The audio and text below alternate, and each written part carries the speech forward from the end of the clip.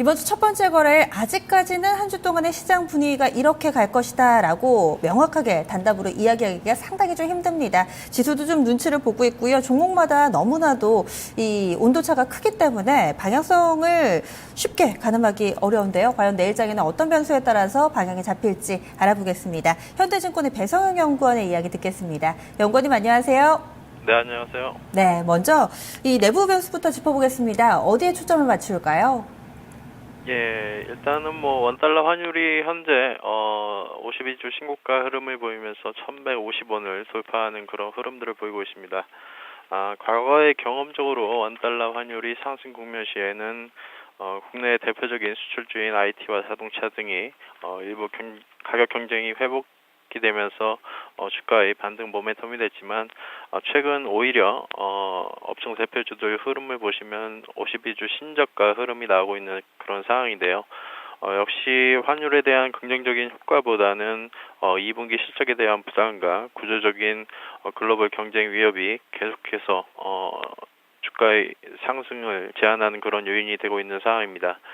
또한 원달러 환율의 상승은 외국인 투자자 입장에서는 역시 환차선으로 기록이 되기 때문에 일단 외국인의 매수 시점을 다소 지연시키는 그런 역할을 하고 있는 상황이고요. 전체적으로 이러한 흐름들을 볼 때 대형주의 실적이 다음 주까지 계속된다고 봤을 때는 전반적으로 2분기 어닝 시즌에 대한 경계 심리가 조금 더 연장이 될 것으로 보고 있습니다.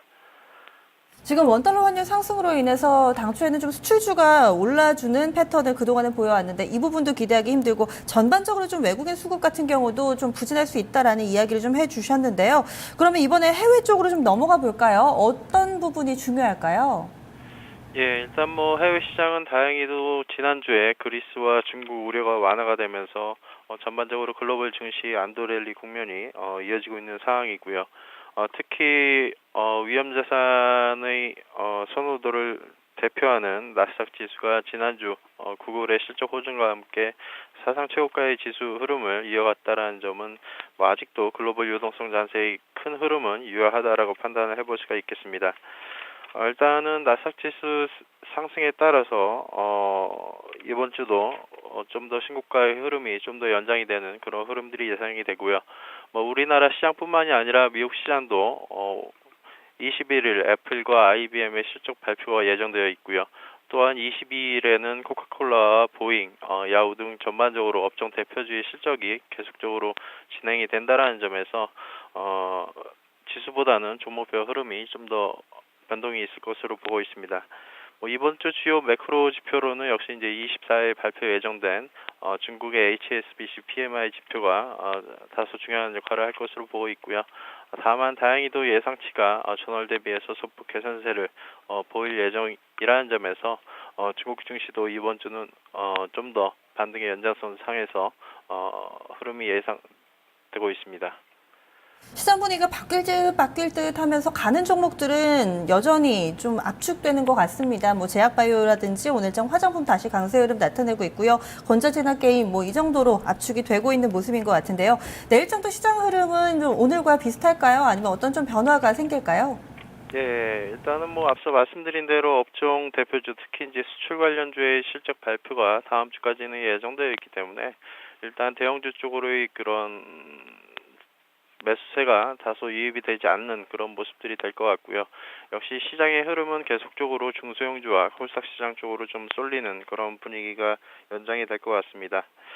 최근 6월 이후에 이제 기관 투자자들이 계속해서 대형주에 대한 매도 그리고 중형주와 코스닥 시장에 대한 매수세를 계속적으로 보이고 있는 상황이기 때문에 기관에 매수하는 종목군을 포함해서 수급 모멘텀이 부각되는 종목 쪽으로 계속해서 관심이 필요할 것으로 보고 있고요.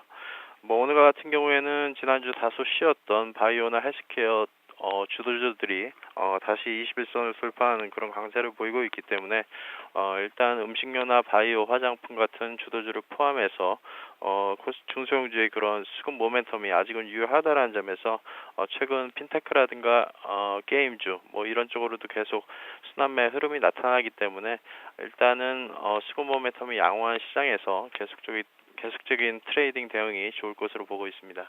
그럼 지수 같은 경우도 유가증권 시장보다는 코스닥 쪽의 강세가 꾸준히 좀 이어질 것으로 평가해 주시는 거 맞죠? 예, 그렇습니다. 네, 알겠습니다. 오늘 말씀 고맙습니다. 네, 감사합니다. 네, 현대증권의 배성영 연구원과 함께 내일장에 대한 포인트 짚어봤습니다.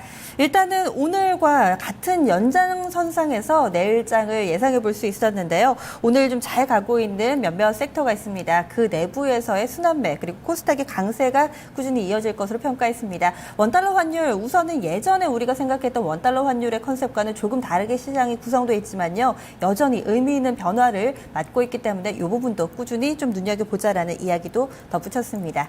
현재 시장 상황 동시효과 구간 진입 앞두고 있는 가운데 지수만 봤을 때는 크게 좀 변화가 없습니다. 코스피는 약보합권 그리고 코스닥 지수 780선 위에서의 흐름 보여주고 있습니다. 잠시 후 2부로 이어가겠습니다.